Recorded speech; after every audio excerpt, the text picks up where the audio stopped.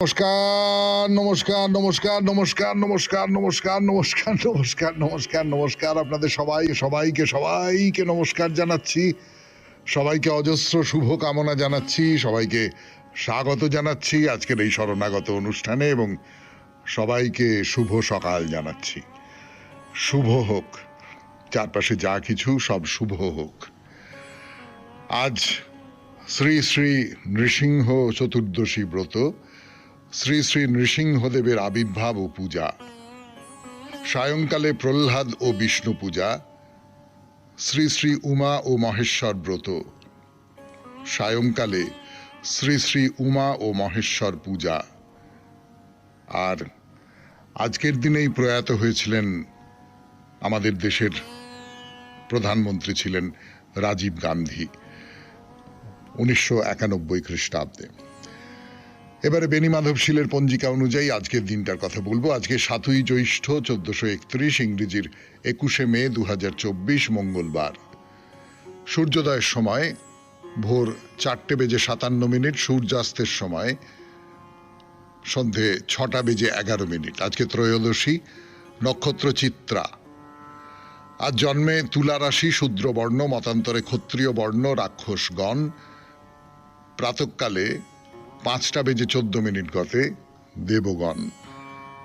আমাদের হোয়াটসঅ্যাপে চিঠি পাঠাবার নাম্বার 9831922927। চিঠির গোড়ায় অতি অবশ্যই SG লিখতে হবে। আর যারা শনিবারের প্রশ্নের উত্তর লিখছেন যে কোন মহাপুরুষের কথা বলা হয়েছে আগের শনিবারের গল্পে, তারা ওই SG ঠিক পরে লিখবেন মহাপুরুষের কথা, SG ঠিক পরে। তারপর একটা চিঠি লিখলেন, তারপর শেষে লিখলেন SG পরে ওই রকম মহাপুরুষের কথা, ওইটা হবে না কিন্তু। তো যাই হোক, এবার বলি আজকের অনুষ্ঠান সম্পর্কে। প্রথমে তো পুরাণ চিরন্তন। পুরাণ চিরন্তনে রাম এবং লক্ষ্মণ বিশ্বামিত্রের সঙ্গে রাজা জনকের কাছে গেছে তার যজ্ঞ দেখবার জন্যে, এবং অতি অবশ্যই তার সেই বিখ্যাত যে ধনুক, সেই ধনুক সুনাভ, সেই ধনুক দেখবার জন্যে। তো সেখানে গিয়ে জনক রাজার কাছে পরিচয় দিয়েছেন বিশ্বামিত্র যে এরা হচ্ছেন রাজা দশরথের 2 পুত্র, ইত্যাদি ইত্যাদি ইত্যাদি। তারপরে কি হলো, জনক রাজার সঙ্গে এদের তো একটা সম্পর্কই তৈরি হবে, সেই সম্পর্কের কথা, সেই সমস্ত কথা বলবার জন্যে তো ফিরে আসবো পুরাণ চিরন্তন পর্বে। তারপরে স্বামী বিবেকানন্দের রচনা থেকে পাঠ, বাহ্য পূজা, এই রচনাটি পাঠ শেষ হয়ে গেছে। এরপর উপাসক ও উপাস্য, এই প্রবন্ধটি পড়া শুরু করব আমরা। তারপর কথামৃত থেকে পাঠ, আপনাদের চিঠিপত্র, আর শেষে বাইরে দূরে। আমরা এখন রাজবল হাটে 92.7 বিগ FM শরণাগত অনুষ্ঠান শুনতে বসেছেন আপনারা, বলতে বসেছি আমি। ফিরে আসছি গানের পর। গানের পর ফিরে এলাম 92.7 বিগ FM শরণাগত অনুষ্ঠানে। পুরাণ চিরন্তন।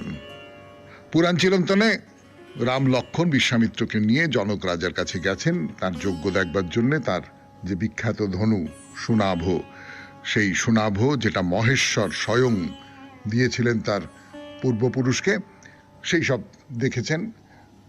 তো একদিন জনক লাঙল দিয়ে মাটি কর্ষণ করছিলেন। সেই সময় তিনি মাটিতে একটি সদ্যজাত কন্যাকে দেখতে পান। আসলে এই যে জমি কর্ষণ করবার সময় যে লাঙল দিয়ে তো জমিটা চষা হয়, তো এই যে লাঙলের ফলার যে রেখা, সেইটাকে বলা হয় সীতা।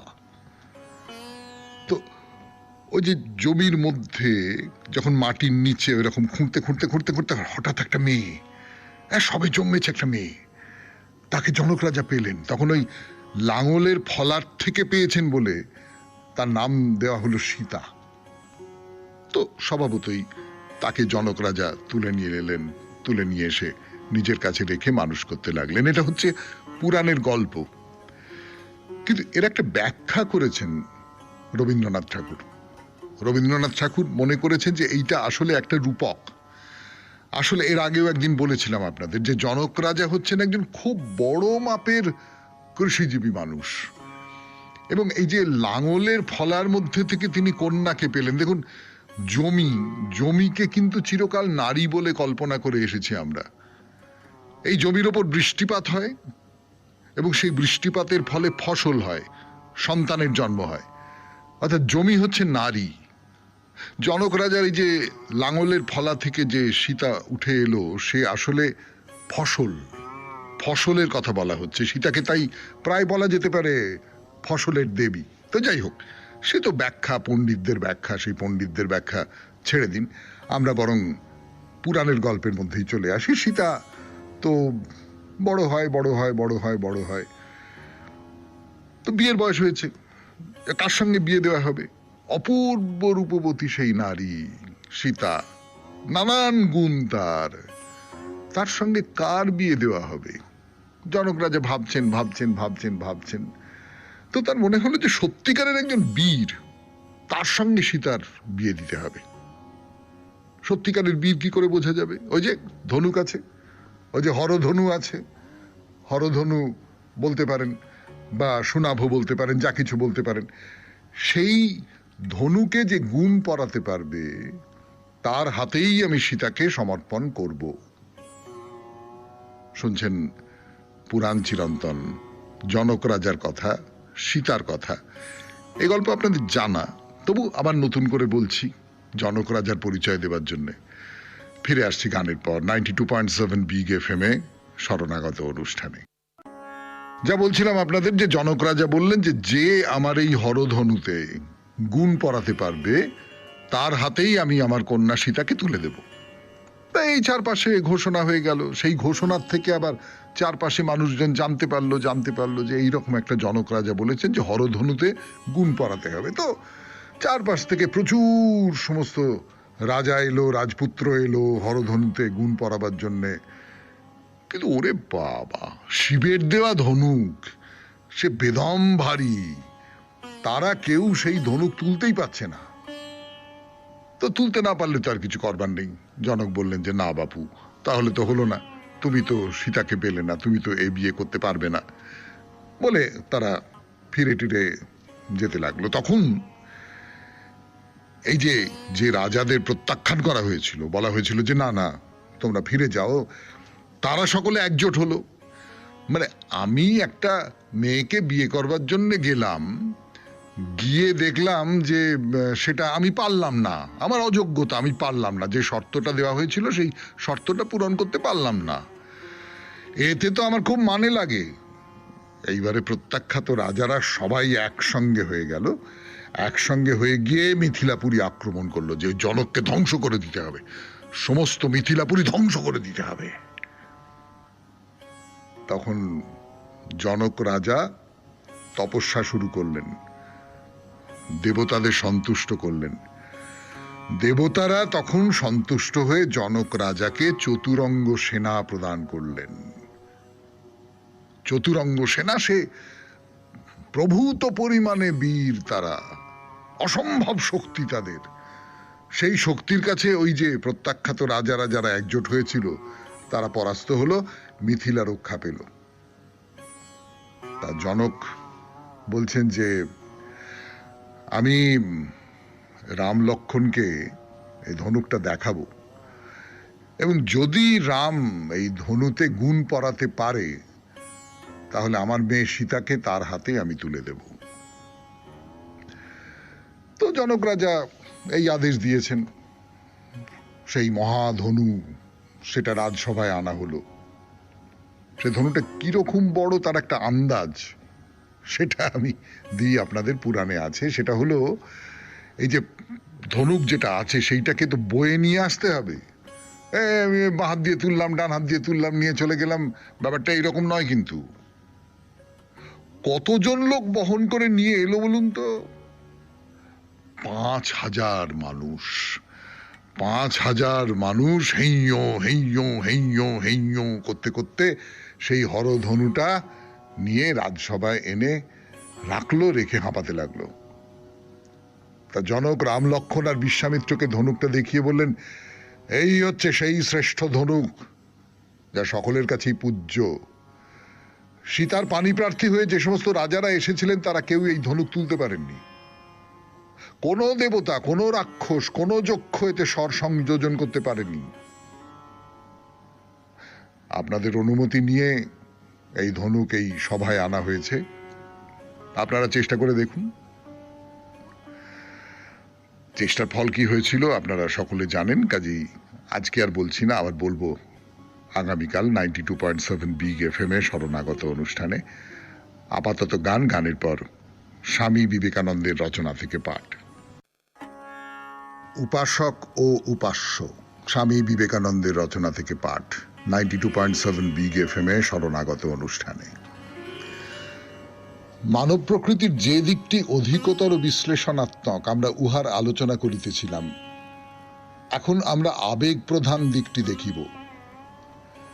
পূর্বেরটি মানুষকে গ্রহণ করে একটি সীমাহীন সত্তা রূপে, নৈর্ব্যক্তিক তত্ত্ব হিসাবে। অপরটিতে মানুষ একটি সীমাবদ্ধ জীব।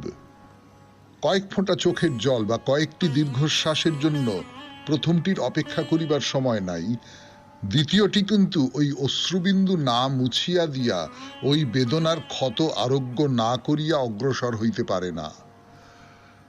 প্রথমটি বৃহৎ, এত বৃহৎ ও চমৎকার যে সময়ে সময়ে ওই বিস্তার আমাদিগকে স্তম্ভিত করে। অপরটি অতি সাধারণ, কিন্তু তবুও বড় সুন্দর এবং আমাদের হৃদয়গ্রাহী। প্রথমটি আমাদিগকে এত উঁচুতে লইয়া যায় যে আমাদের ফুসফুস যেন ফাটিয়া যাইবার উপক্রম হয়। সেই বায়ুমণ্ডলে আমরা নিঃশ্বাস লইতে পারি না। অপরটি যেখানে আমরা আছি আমাদিগকে সেইখানেই রাখিয়া দেয় এবং জীবনের নানা বিষয়ে সীমায়িতভাবে দেখিবার চেষ্টা করে। একটি কোনো কিছুই গ্রহণ করিবে না যতক্ষণ না উহাতে বুদ্ধির দেদীপ্যমান ছাপ দেওয়া হইতেছে। অন্যটি দাঁড়াইয়া আছে বিশ্বাসের উপর। যাহা সে দেখিতে পায় না তাহা সে মানিয়া লয়। দুইটিরই প্রয়োজন আছে। পাখি কখনো একটিমাত্র ডানায় উড়িতে পারে না। আমরা এমন মানুষ দেখিতে চাই যিনি সামঞ্জস্যপূর্ণভাবে গড়িয়া উঠিয়াছেন, উদার হৃদয়, উন্নত মনা, কর্মে নিপুণ। প্রয়োজন এইরূপ ব্যক্তির যাহার অন্তঃকরণ জগতের দুঃখ কষ্ট তীব্রভাবে অনুভব করে। আর আমরা চাই এমন মানুষ যিনি যে শুধু অনুভব করিতে পারেন তাহা নহে, পরন্তু বস্তু নিচয়ের অর্থ ধরিতে পারেন, যিনি প্রকৃতি এবং বুদ্ধির মর্মস্থলে গভীরভাবে ডুব দেন। আমাদের দরকার এমন মানুষের যিনি সেখানেও থামেন না, কিন্তু যিনি সেই অনুভবকে বাস্তব কর্মে রূপায়িত করিতে ইচ্ছুক। মস্তিষ্ক, হৃদয় এবং হাত, এই তিনটির এই প্রকার সমন্বয় আমাদের কাম্য। জগতে অনেক লোক ও শিক্ষক আছেন, কিন্তু দেখিতে পাইবে তাহাদের অধিকাংশই একদেশী। কাহারও দৃষ্টি বুদ্ধিবৃত্তির প্রখর মধ্যাহ্ন সূর্যের উপর, অন্য কিছুই তাহার চোখে পড়ে না। অপর কেহ বা শুনেন প্রেমের সুমধুর গীতি এবং ইহা ছাড়া আর কিছুতে কান দিতে পারেন না। আবার আর একজন আছেন কাজে ডুবিয়া, তাহার অনুভূতি বা চিন্তার সময় নাই। এরূপ একজন মহামানব কেন চাও না, যিনি যেমন কর্মী তেমনি জ্ঞানী, আবার সমানভাবে প্রেমিক? ইহা কি অসম্ভব? নিশ্চয় নয়। ভবিষ্যতের মানুষ হইবেন এই প্রকৃতির। বর্তমান কালে কেবলমাত্র অল্প কয়েকজনই এইরূপ আছেন। ইহাদের সংখ্যা বাড়িয়া চলিবে যতদিন না সারা পৃথিবী এই ধরনের মানুষে পূর্ণ হয়। শুনলেন স্বামী বিবেকানন্দের রচনা থেকে পাঠ। 92.7 বিগ FM এ শরণাগত অনুষ্ঠান শুনছেন। আমি আছি আপনাদের সঙ্গে, আপনাদের সৌমিত্র বসু। এবারে কথামৃত।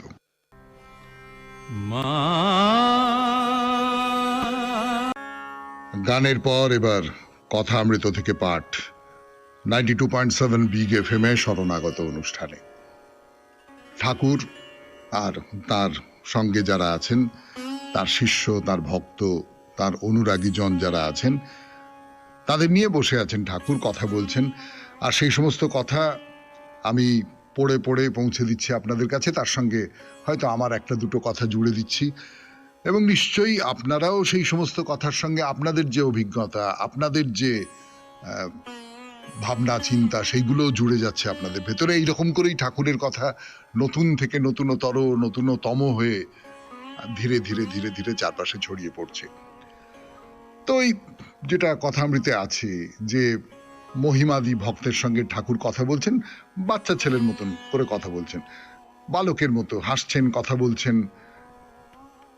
তো শ্রীরামকৃষ্ণ বলছেন সচ্চিদানন্দ লাভ না হলে কিছুই হলো না বাবু, সচ্চিদানন্দ লাভ না হলে কিছুই হলো না।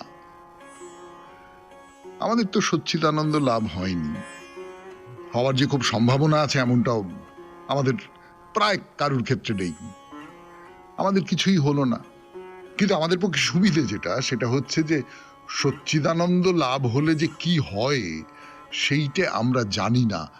মায়ার বাঁধন দিয়ে, মায়ার যে কুয়াশা দিয়ে, সেইটা দিয়ে আমাদের ঢেকে রাখা হয়েছে। তার ফলে আমরা ভাবছি এইটাই তো খুব ভালো, এই যেরকম করে বেঁচে আছি এইটা খুব ভালো। এই যে সকালবেলা উঠছি, শরণাগত শুনছি, তারপর বেরিয়ে পড়ছি, কাজ করছি, এই করছি সেই করছি, রোজগার করছি, আমার সংসার, আমার স্ত্রী, আমার মা, আমার বাবা, আমার ছেলে মেয়ে, নাতি এই সব নিয়ে আমি খুব সুখে আছি, এইটাই তো খুব চমৎকার। চমৎকার বেঁচে থাকা, চমৎকার জীবন, সচ্চিদানন্দ বা কি? আমরা সত্যি সত্যি জানি না তো সচ্চিদানন্দ কি। তার ফলে আমাদের ভেতরে ওই ব্যাকুলতাটা নেই।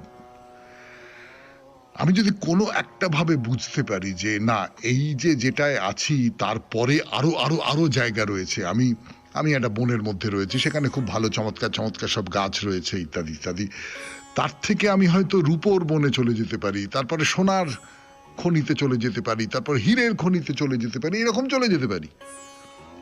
কিন্তু এই জায়গাটাই আমাকে এমন মায়াপাশে বেঁধে রেখেছে, তাতে করে আমার আর অন্য কোনো জায়গায় যাবার তেমন ইচ্ছে নেই। মানে ইচ্ছে তো নিশ্চয়ই একরকম করে আছে, কিন্তু সেই ইচ্ছেটা ওই তীব্র ব্যাকুলতা তৈরি হচ্ছে না। মানে কিরকম ব্যাকুলতা, সেই গল্পটা আপনারা সকলে জানেন, এই কথামৃতের মধ্যেই সেই গল্প আছে। সেই গল্পটা আরেকবার মনে করিয়ে দিই আপনাদের, যে শিষ্য বলছে যে আমি আমি সেই উপলব্ধির মধ্যে যেতে চাই, আমি তাকে পেতে চাই, ঈশ্বরকে পেতে চাই। তো গুরু বলছেন আয় আমার সঙ্গে আয়। নিয়ে গেছেন তাকে, নিয়ে গিয়ে একটা পুকুরের কাছে নিয়ে গেছে, নিয়ে গিয়ে বলেছেন যে আয় জলে নাম। তো জলে নেমেছে, গুরুও নেমেছেন। নেমে এইবার গুরু শিষ্যের ঘেঁটিটা ধরে জলের মধ্যে চুবিয়ে দিয়েছেন, চুবিয়ে দিয়ে ধরে আছেন, কিছুতেই ছাড়ছেন না। আর শিষ্যের হাত পা কাঁপা করছে, ছেড়ে দিন, এরকম করছে। তো বেশ অনেকক্ষণ পরে যখন গুরুদেব বুঝতে পারছেন যে আর পারবে না, এবার মানে দমটম শেষ হয়ে গেছে, হাঁক পাক করছে, তখন মুখটা তুললেন। তা শিষ্য হাঁপাচ্ছে। তখন গুরু বললেন যে কিরকম লাগছিল? মনে হচ্ছিল এক্ষুনি প্রাণটা বেরিয়ে যাবে। বলে ঈশ্বরকে পাওয়ার জন্য যেদিন ওই রকম প্রাণটা বেরিয়ে যাবে বলে মনে হবে, সেই দিন বুঝবি যে তুই ঈশ্বরকে পাবার যোগ্য হয়েছিস। 92.7 বিগ এফএম এ শরণাগত অনুষ্ঠানে এখন কথামৃত। ফিরে আসছি গানের পর কথামৃত থেকে পাঠ করবার জন্য। যে মন্তব্যটার সূত্র ধরে আমি আপনাদের ওই গল্পটা বললাম, গুরু শিষ্যকে জলে চুবিয়ে ধরেছেন, সে মন্তব্যটা হচ্ছে যে সচ্চিদানন্দ লাভ না হলে কিছুই হলো না বাবু। তাই আর কি বলছেন? বলছেন বিবেক বৈরাগ্যের ন্যায় আর জিনিস নেই। বলছেন সংসারীদের অনুরাগ ক্ষণিক, তপ্ত খোলায় জল যতক্ষণ থাকে। এটি ফুল দেখে হয়তো বললো আহা কি চমৎকার ঈশ্বরের সৃষ্টি। হ্যাঁ তাই তো, তাই তো, সত্যি তো, ফুল দেখে নয়। এই যে ভালো লাগা, এই ভালো লাগাটা কতক্ষণের ভালো লাগা বা কত দিনের ভালো লাগা। আপনি কোন একটা জায়গায় বেড়াতে গেছেন, বেড়াতে গিয়ে আপনার মনে হলো যে, আপনারা জানেন আমি কিছুদিন আগে খুব চমৎকার চমৎকার সব জায়গায় ঘুরে এলাম, কিন্তু এই ঘুরে আসবার সময়ে আমি যে দৃশ্যগুলো দেখেছি, সেই দৃশ্যগুলো আমাকে যেমন চমকিত করেছে, সেই অভিজ্ঞতার কথা অল্প স্বল্প কিছু আপনাদের এই শরণাগত অনুষ্ঠানে শুনিয়েওছি, আপনারা শুনেছেন। এই যে সেই মুহূর্তের যে ভালো লাগা, সেই মুহূর্তের যে আনন্দ, সেই আনন্দটা আর তো নেই। সেই আনন্দটা খানিকক্ষণ পর থেকে ফিকে হতে শুরু করে, চোখের আড়াল হতেই আস্তে আস্তে আস্তে আস্তে ফিকে হতে শুরু করে। আপনি যদি সম্পর্কের দিক থেকেও দেখেন, সম্পর্কের দিক থেকেও খুব চূড়ান্ত একটা ভালো লাগার সম্পর্ক, চূড়ান্ত একটা ভালোবাসার সম্পর্ক, চূড়ান্ত একটা আনন্দের সম্পর্ক, সেটাও কতদিনের জন্যে? যাকে একেবারে কোনোদিন ছেড়ে যেতে পারবো না বলে মনে করে তাকে তো ছেড়ে চলে যাই এবং ভুলে যাই। ছোটবেলার বন্ধু, তাদের একটা সময় মনে হয়েছিল অত্যাগ ও সহন, ত্যাগ করলে সহ্য করতে পারবো না। তারা এখন কে কোথায় আছে কিচ্ছু খবর রাখি না। তো সংসারী মানুষের অনুরাগ তো এই রকম ক্ষণিক, এবং ভারী চমৎকার একটা উপমা দিচ্ছেন কিন্তু, তপ্ত খোলায় জল যতক্ষণ থাকে, অর্থাৎ আপনি একটা খোলা শব্দটা এখনকার মানুষজনের কাছে একটু অচেনা লাগবে। ধরুন একটা একটা পাত্র আপনি গরম করতে দিয়েছেন, প্রায় তেতে আগুন হয়ে আছে, সেখানে এক ফোঁটা জল ফেললেন, সে তো একটা ফট করে উদা হয়ে গেল। সেই রকমই করে ঠাকুর কি বলছেন, যেটা একটু আগে বললাম আপনাদের, সেই কথাটাই, যে ব্যাকুলতা চাই, ব্যাকুলতা চাই। যখন ছেলে বিষয়ের ভাগের জন্য ব্যতিব্যস্ত করে, তখন বাপ মা দুজনে পরামর্শ করে আর ছেলেকে আগেই হিস্সা ফেলে দেয়। ব্যাকুল হলে তিনি শুনবেনই শুনবেন। তিনি যে কালে জন্ম দিয়েছেন সেকালে তার ঘরে আমাদের হিস্সা আছে। তিনি আপনার বাপ, আপনার মা, তার উপর জোর খাটে, দাও পরিচয়, নয় গলায় ছুরি দেব। তাকে পাওয়াটা আমার অধিকারের মধ্যে পড়ে। এই যে বোধটা, এই বোধটা আমাদের ভেতরে তৈরি হওয়াটা খুব দরকার। সেইটা আমাদের ভেতরে নেই, যে এটা এটা পেতে হবে আমাকে, না হলে হবে না, না হলে এই বেঁচে থাকার কোনো মানে নেই, আমি বাঁচতে পারবো না। এইটা 92.7 বিগ এফএম এ শুনছেন কথা অমৃত থেকে পাঠ, শরণাগত অনুষ্ঠানে। আরো পাঠ করব, ফিরে আসছি, একটু গান শুনে নি।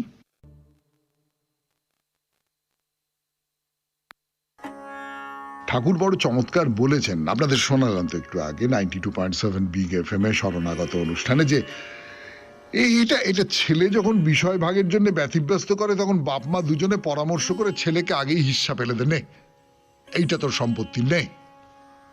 কিন্তু ছেলেকে ওই ব্যতিব্যস্তটা করতে হবে। ঠাকুরের অন্য একটা কথা বলি, যে মা তার বাচ্চাকে ওই চুষি কাঠি দিয়ে এটা ওটা খেলনা মেলনা দিয়ে চলে গেছে, গিয়ে অন্য জায়গায় গিয়ে কাজ করছে, গপ্প করছে, যা ইচ্ছে করছে, প্রতিবেশীদের সঙ্গে গল্প করছে, এসব করছে। ছেলে যতক্ষণ খেলনা নিয়ে ভুলে আছে, খুব ভালো, ভুলে আছে, কোনো অসুবিধা নেই, মা তার নিজের মতন করে আছে। কিন্তু যেই ছেলের মাকে মনে পড়ে গেল, তখন খেলনা টেলনা চুষি কাঠি সব ফেলে দিয়ে মা মা করে চিৎকার করে কাঁদতে লাগলো। তখন মাকে দৌড়ে এসে তাকে কোলে নিতেই হবে, তাই না? সেই রকম ব্যাকুল হয়ে কাঁদতে হবে, সেই রকম ব্যাকুল হয়ে ডাকতে হবে। এই যে কথাটা ঠাকুর বলছেন, যে দাও পরিচয়, নইলে গলায় ছুরি দেব, তো সত্যি তিনি করেছিলেন, মা কালীকে বলেছিলেন তো, দেখা দিবি কিনা বল, না দিলে এই তোর খাঁড়া নিয়ে আমি গলায় বসিয়ে দিচ্ছি। কিভাবে মাকে ডাকতে হয় ঠাকুর শেখাচ্ছেন। বলছেন, আমি মা বলে এই রকম করে ডাকতাম, মা আনন্দময়ী দেখা দিতে যে হবে, দেখা দাও নয়, দেখা দিতে যে হবে, হে ও কিছু উপায় নেই, দেখা দাও। আবার কখনো বলতাম, ও হে দীননাথ, জগন্নাথ, আমি তো জগৎ ছাড়া নই নাথ, আমি জ্ঞানহীন, সাধনহীন, ভক্তিহীন, আমি কিচ্ছু জানি না, দয়া করে দেখা দিতে হবে। এইটা ঠাকুর বলছেন খুব করুণ সুরে, কি করে ডাকতে হয় শেখাচ্ছেন। আর সে করুণ সুর শুনে ভক্তদের সমস্ত হৃদয় একেবারে গলে গলে গলে গলে যাচ্ছে, চোখের জলে ভেসে যাচ্ছেন সবাই। তো বলতে বলতে ঠাকুর বলছেন যে, ডাক দেখি মন, ডাকার মতো কেমন শ্যামা থাকতে পারে, ডাক, না এসে যাবে কোথায়, ডাক। 92.7 বিগ এফএম এ শরণাগত অনুষ্ঠানে শেষ হলো কথা অমৃত থেকে পাঠ। এরপর গান, গানের পর আপনাদের চিঠিপত্র, গানের পর এবার আপনাদের চিঠিপত্র। আজকের চিঠিটি লিখেছেন ভারতী শীল, শকুন্তলা পার্ক, কলকাতা 61 থেকে। ভারী চমৎকার চিঠি, রবীন্দ্রনাথকে নিয়ে লেখা চিঠি। যখন এই চিঠি লিখতে বসছি তখন বাজে বিকেল 4:40। ঘড়ির কাঁটা তো গায়ে কাঁটা দিয়ে দিল মশায়, যেন পরীক্ষার হলে বসে আছি আর খাতা নিতে মিনিট 10 বাকি। যাই হোক, ইচ্ছে যখন হয়েছে, ইচ্ছে শুধু বলবো কেন, যেন ভেতর থেকে একটা তাগিদ, লিখতে হবে, লিখতেই হবে। রবীন্দ্রনাথ ঠাকুরকে যিনি হাতে ধরে চিনিয়েছিলেন, যিনি বুঝিয়েছিলেন সুখ দুঃখ ভালো মন্দ সবেতেই তিনি আছেন আমাদের পাশটিতে, তিনি আমার মাস্টারমশাই সুকু স্যার। তখন আমি ক্লাস 4-এর ছাত্রী। এক 25শে বৈশাখের আগের দিন বললেন, ভারতী, কাল ভোর 5টায় এক জায়গায় নিয়ে যাব তোদের, তৈরি হয়ে চলে আসিস আমার বাড়ি। জানি না কোথায় যাব, শুধু জানি পল্টু আর রুমা মানে মাস্টারমশাইয়ের ছেলে আর ভাই ঝিও যাবে। পরের দিন ভোর ভোর হাজির মাস্টারমশাইয়ের বাড়িতে। ট্রামে স্যার যেতে যেতে বললেন, আমরা কোথায় যাচ্ছি জানিস? এক তীর্থক্ষেত্র বলতে পারিস, জোড়াসাঁকো ঠাকুর বাড়ি, কবির জন্মস্থান। দেখবি কত বড় বড় গায়ক আবৃত্তিকারেরা তাদের গান কবিতায় কবিকে শ্রদ্ধার্ঘ্য নিবেদন করবেন। তখন আমার ছোট্ট বয়স, জোড়াসাঁকোর নাম শুনেছি শুধু। ট্রাম থেকে নামলাম একেবারে জোড়াসাঁকোয়। দেখি কি বিরাট প্যান্ডেল, চারিদিকে ফুলের গন্ধে ম ম করছে। বেশিরভাগ মহিলারই অঙ্গে সাদা শাড়ি আর বেলফুলের মালা, পুরুষেরা কেউ কেউ ধুতি, কেউ বা পাজামা পাঞ্জাবিতে। কেমন একটা পুজো পুজো ভাব। একটার পর একটা গান, একটার পর একটা কবিতা আবৃত্তি চলছে, কিন্তু কেউই একটির বেশি দুটি নয়। অনুষ্ঠান যখন শেষ হলো তখন অনেক বেলা, খিদে তেষ্টায় প্রাণ আই ঢাই, ভাবছি কখন বাড়ি যাব। ওমা, স্যার বললেন, চল, যেখান থেকে পরপারে তিনি যাত্রা শুরু করেছিলেন সেই ঘরখানিতে। মনে মনে একটু বিরক্তই হয়েছিলাম সেদিন, কিন্তু যা দেখলাম মনে ছবি হয়ে থেকে গেল। পুরো ঘর জুড়ে চমৎকার আলপনার আঁকি মুকি, মালায় চন্দনে শোভিত তার প্রতিকৃতি, বড় বড় চিত্রিত মাটির কলসিতে সাদা পদ্ম আর রজনীগন্ধার সুবাস, ধূপদানে ধূপের সৌরভ, যেন মন্দির। মাস্টারমশাই প্রণাম করলেন, দেখা দেখি আমরাও। যখন বেরোলাম ঠাকুর বাড়ি থেকে তখন আর খিদের কথা মনে নেই। খুব মনে আছে মাস্টারমশাই একটা করে খাস্তার কচুরি খাইয়েছিলেন ফিরতি ট্রামে ওঠার আগে, কিন্তু তখনও যেন কানের মধ্যে বাজছে তার বিদায় বেলার মালা খানি। এরপর অনেক প্রতিযোগিতায় অংশগ্রহণ, রবি ঠাকুরের কবিতা আবৃত্তি করেছি, পুরস্কারও জুটেছে কম বেশি, সে ওই মাস্টারমশাইয়েরই বদান্যতায়।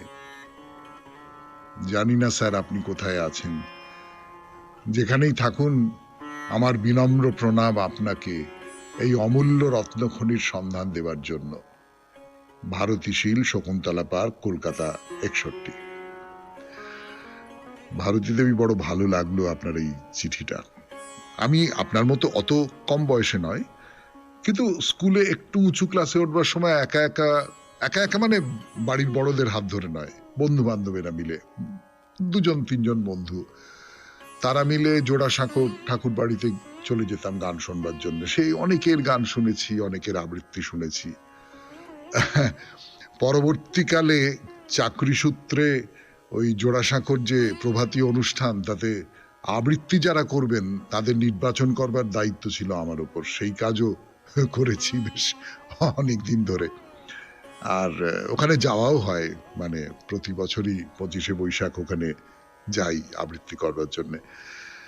ফলে আপনার এই চিঠিটার সঙ্গে আমার নিজের জীবন মিলে গিয়ে একটা খুব অদ্ভুত অনুভূতি হচ্ছে। আপনাকে অনেক অনেক অনেক ধন্যবাদ। এরপর গান, গানের পর বাইরে দূরে, মা রাজবল্লভীর মন্দির। গানের পর ফিরে এলাম 92.7 বিগ FM এ শরণাগত অনুষ্ঠানে। মা রাজবল্লভীর দুয়ারে এসে শেষ করেছিলাম গতদিনের শরণাগত, মনে আছে তো? দুটি দেউড়ি পেরিয়ে এইবারে মায়ের মন্দির। ঢোকবার ঠিক আগে একটা বেশ বড় চত্বর, সেখানে বেশ কিছু গাড়ি দাঁড়িয়ে আছে, মোটর বাইক, অটো ইত্যাদি ইত্যাদি দাঁড়িয়ে আছে। এর পরে যাকে বলে ভেতরে প্রবেশ করা, মা রাজবল্লভী, জয় মা জয় মা। ঢোকবার পথে ডালা মালা মানে যা কিছু মায়ের পুজোতে দরকার হয় তার সব দোকান আছে, বড় বড় দোকান আছে। এবং যেটা বিশেষভাবে লক্ষ্য করবার, দোকানের নামের সঙ্গে কোথাও রাজবল্লভী মায়ের নাম জড়িয়ে দেওয়া হয়েছে। না তাই তো হবে, দোকানিরা তো ভক্ত নন, মানে তাদের মধ্যে নিশ্চয়ই অনেকে আছেন যারা ভক্ত, কিন্তু বসেছেন তো ব্যবসা করবার জন্যে। যে দেবীকে দর্শন করবার জন্যে, পুজো দিয়ে সন্তুষ্ট করবার জন্য সবাই আসছেন, সেই দেবীর নামে দোকানের নাম দিলে যে ব্যবসা ভালো হবে এটা একটা শিশুও বুঝতে পারে। এইখানে একটা কথা বলে রাখি আপনাদের, মাকে তো যে যেমন ভাবে পারবেন পুজো করবেন, কিন্তু তার সঙ্গে যদি চান মাকে শাড়ি দিতে পারেন, না সেক্ষেত্রে শাড়ির দাম খরচা খানিকটা বেশি পড়বে, তা তো বলাই বাহুল্য। এই ডালার দোকানে শাড়ি বিক্রি হয়, নানান দামের শাড়ি বিক্রি হয়। আবার এই শাড়ি যে ডালার দোকান থেকেই কিনতে হবে তার কোনো মানে নেই। যদি মনে করেন আপনি বাড়ি থেকেও নিয়ে আসতে পারেন, শুধু একটাই শর্ত, শাড়িটা 14 হাত হতে হবে। মানে মায়ের মূর্তি তো এমনি মানুষের চেয়ে একটু বড়, তাই তার জন্যে এই বিশেষ মাপের শাড়ির ব্যবস্থা। এবার তাহলে মন্দির খোলা বন্ধের সময়টা বলে দিই। মন্দির খোলে সকাল 7টার সময়, আর সন্ধ্যারতি শেষ করে বন্ধ হয় রাত্রি 8টা নাগাদ। রাজবল্লভী মন্দির, রাজবলহাটের, তার কথা বলতে বসেছি আপনাদের 92.7 বিগ এফএম এ শরণাগত অনুষ্ঠানে। আরো কথা বলবো গানের পর। তাহলে সকাল 7টা থেকে রাত 8টা, 8:30 এই হলো মন্দির খোলা থাকার সময়। আপনার সুবিধে মতো এর মধ্যে যে কোনো সময় আপনি গিয়ে দর্শন করে আসতে পারবেন। ও না না না না না, মাঝখানে একটা এই মিনিট 15-20 অদর্শন আছে। সেটা হলো মায়ের ভোগ খাওয়ার সময়। এই ধরুন মোটামুটি দুপুরবেলা 1:15 নাগাদ মাকে ভোগ নিবেদন করা হয়। তখন স্বভাবতই মন্দিরের দরজা বন্ধ থাকে। তো সেই জন্যই বলছিলাম সকাল 7টা থেকে সন্ধে 8:30টার মধ্যে একটা সময়, খুব ছোট্ট সময়, মায়ের দর্শন বন্ধ। তো দেবীর খাওয়া হয়ে গেল, এবার ভক্তদের পালা। কত মানুষ প্রতিদিন ভোগ গ্রহণ করেন এখানে? সংখ্যাটা খুব কম নয়, কমপক্ষে 700-800, কখনো কখনো 1000, 1200, 1500 পর্যন্ত চলে যেতে পারে। বুঝতেই পারছেন বেশ ঝামেলার ব্যাপার। কখন আপনার কুপন কাটা হবে, কখন তার জন্য আপনি ভোগ পাবেন, এসব একটু অনিশ্চিত হয়ে পড়ছে। তো না, এমন মানুষ নিশ্চয়ই অনেকেই আছেন যারা স্বভাবে খানিকটা এই ডোন্ট কেয়ার বলে না, সেই রকম। চলে তো এলাম মায়ের কাছে, এবার মা খাওয়ালে খাওয়াবে, না খাওয়ালে হরি মটর খাবো। কিন্তু আমরা বেশিরভাগ মানুষ তো তেমন হতে পারলাম না। আমরা বরং একটু সতর্ক, সাবধান। সেক্ষেত্রে আপনি আগে থেকে এদের ফোন করে বলে দিলেন, এই ডালার যে দোকান সেইখানেই ফোন করে বলে দিলেন আমার এতগুলো ভোগ লাগবে, সেই ভোগগুলো আপনার জন্য ওরা কিনে নিজেদের দোকানে রেখে দেবে। ডালার দোকান থেকে নিতে পারেন, মন্দিরের জায়গা থেকেও নিতে পারেন, এর জন্য কোনো বাড়তি পয়সা লাগবে না। তো যাই হোক, মন্দিরের দরজার সামনে দাঁড়িয়ে এই সমস্ত কথাগুলো বলতে বলতেই সময় চলে গেল। মন্দিরের প্রবেশ পথেও একটা দেউড়ি, যেমনটা দেখে এসেছি এর আগে। ভেতরে ঢুকলাম, একটা বেশ প্রশস্ত চত্বর, আর চারপাশে ছড়ানো রয়েছে বেশ কিছু ছোট বড় মন্দির। সেই সব মন্দিরের কথা পরের দিন হবে, কেমন? 92.7 বিগ এফএম এ শরণাগত অনুষ্ঠান শেষ করছি আজকের মতো। আমাদের হোয়াটসঅ্যাপে চিঠি পাঠাবার নাম্বার 9831922927। চিঠির গোড়ায় অতি অবশ্যই SG লিখতে হবে। আর ওই যে শনিবারের মহাপুরুষের কথা, SGর পরে সেই মহাপুরুষের কথাটাও লিখে দেবেন উত্তর পাঠানোর সময়। অনুষ্ঠানের শেষে কবিতা। অজানা খনির নূতন মনির গেঁথেছি হার, ক্লান্তিবিহীনা নবীনা বিনায় বেঁধেছি তার। যেমন নূতন বনের দুকুল, যেমন নূতন আমের মুকুল, মাঘের অরুণে খোলে স্বর্গের নূতন দ্বার, তেমনি আমার নবীন রাগের নবযৌবনে নবসোহাগের রাগিনী রচিয়া উঠিল নাচিয়া বিনার তার। যে বাণী আমার কখনো কারেও হয়নি বলা, তাই দিয়ে গানে রচিব নূতন নৃত্যকলা। আজি অকারণ মুখর বাতাসে যুগান্তরের সুর ভেসে আসে, মন্মর স্বরে বনের ঘুচিল মনের ভার। যেমনি ভাঙিল বাণীর বন্ধ, উচ্ছ্বসি উঠে নূতন ছন্দ, সুরের সাহসে আপনি চকিত বিনার তার। খুব ভালো থাকবেন, আনন্দে থাকবেন।